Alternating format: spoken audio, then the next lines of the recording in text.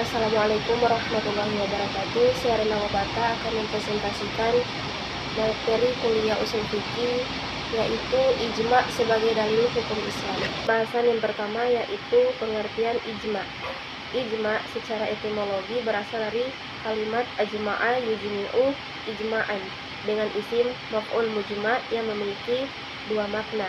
Yang pertama yaitu secara etimologi bisa bermakna tekad yang kuat. Yang kedua, ijma secara etimologi juga memiliki makna sepakat. Yang kedua yaitu ijma menurut istilah.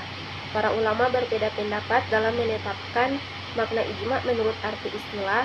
Ini dikarenakan perbedaan mereka dalam meletakkan kaidah dan syarat ijma. Namun definisi ijma yang paling mendekati kebenaran adalah kesepakatan para ulama ahli ijtihad dari kalangan umat Nabi Muhammad setelah wafatnya beliau Shallallahu Alaihi Wasallam pada masa tertentu atas suatu perkara agama. Selanjutnya yaitu hakikat ijma.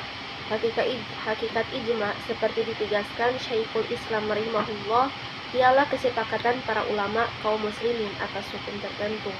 Bila ijma telah diputuskan secara permanen atas suatu hukum, maka tidak boleh bagi siapapun keluar dari keputusan ijma tersebut, karena mustahil umat Islam sepakat berada di atas kesesatan. Tetapi boleh jadi banyak masalah yang diklaim tetap berdasarkan ijma ternyata tidak demikian, bahkan pendapat lain lebih kuat dari sisi Al-Quran dan Sunnah. Selanjutnya yaitu peran ijma dalam penetapan hukum. Jumhur ulama berpandangan ijma mempunyai bobot hujjah syar'iyyah sangat kuat dalam menetapkan hukum-hukum yang bersifat ijtihadiyah setelah nas-nas agama, karena ijma bersandar pada dalil syar'i baik secara eksplisit maupun implisit. Bahkan jumhur ulama berpandangan ijma merupakan hujjah syar'iyyah yang wajib diimplikasikan. Demikian itu tidak hanya berlaku untuk ijma para sahabat saja, tetapi juga ijma para ulama pada setiap generasi dan masa, karena umat Islam telah mendapat jaminan dari Allah Subhanahu wa Ta'ala untuk tidak bersepakat berada pada kesesatan. Selanjutnya yaitu syarat-syarat ijma. Berdasarkan definisi yang saya sudah jelaskan tadi, disebutkan syarat-syarat sebuah ijma itu bisa disahkan dan berlaku. Yang pertama yaitu terjadinya kesepakatan. Yang kedua, kesepakatan seluruh umat Islam. Yang ketiga, waktu kesepakatan setelah zaman Rasulullah, meskipun hanya sebentar saja kesepakatan terjadi. Yang keempat, yang disepakati adalah perkara agama. Selanjutnya, macam-macam ijma dan contoh-contohnya. Yang pertama yaitu ijma qat'i, yaitu yang berupa perkara maklum dan jamak diketahui oleh seluruh kalangan dari umat Islam. Tidak ada yang tak mengetahuinya dalam kondisi wajar, dan tidak ada uzur untuk tidak mengetahuinya, seperti ijma tentang wajibnya salat 5 waktu dan haramnya minuman keras. Yang kedua yaitu ijma zanni, yaitu ijma yang tidaklah diketahui oleh kecuali para ulama, karena diperlukan pencarian dan pembedahan terhadap teks-teks kitab klasik dan ucapan terdahulu. Contoh ijma yaitu yang pertama, diadakannya azan dan iqamah 2 kali di sholat Jumat dan mulai diterapkan pada masa kepemimpinan Utsman bin Affan. Yang kedua, diputuskannya untuk membukukan Al-Quran dan dilakukan pada masa kepemimpinan Abu Bakar As-Siddiq. Yang ketiga, kesepakatan para ulama atas diharamkannya minyak babi. Yang keempat, menjadikan as-sunnah sebagai sumber hukum Islam yang kedua setelah Al-Quran. Nah, bagaimanakah mengetahui ijma pada suatu permasalahan? Yang pertama, mencari teks nukilan dari para ulama yang menyatakan bahwa ijma terdapat dalam masalah ini dan ini, atau yang semacam itu. Yang kedua, melakukan penelitian dan pencarian sendiri guna menyimpulkan bahwa suatu masalah terdapat ijma atau perselisihan. Hal itu tentunya membutuhkan keahlian, kelengkapan referensi, dan waktu yang tak sedikit dan tak bisa dilakukan segenap orang.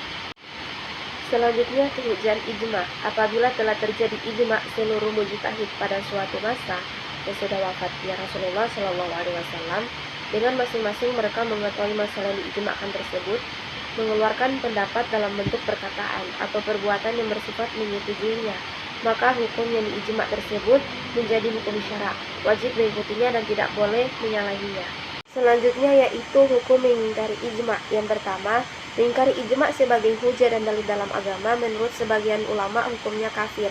Sebagaimana telah ditegaskan penulis kitab Kashful Asrar, ia menegaskan barang siapa yang mengingkari ijma, maka ia telah membatalkan seluruh agamanya. Karena kebanyakan landasan usuluddin berdasarkan pada ijma kaum muslimin. Namun secara umum, pokok-pokok ajaran agama Islam bersumber dari Al-Quran dan Sunnah. Dan keduanya menunjukkan adanya ijma secara zonni, tidak qat'i. Sehingga seseorang yang mengingkari ijma, ia tidak dikafirkan, namun bisa dinyatakan sebagai ahli bid'ah atau fasik. Yang kedua, menolak hukum yang tetap berdasarkan ijma.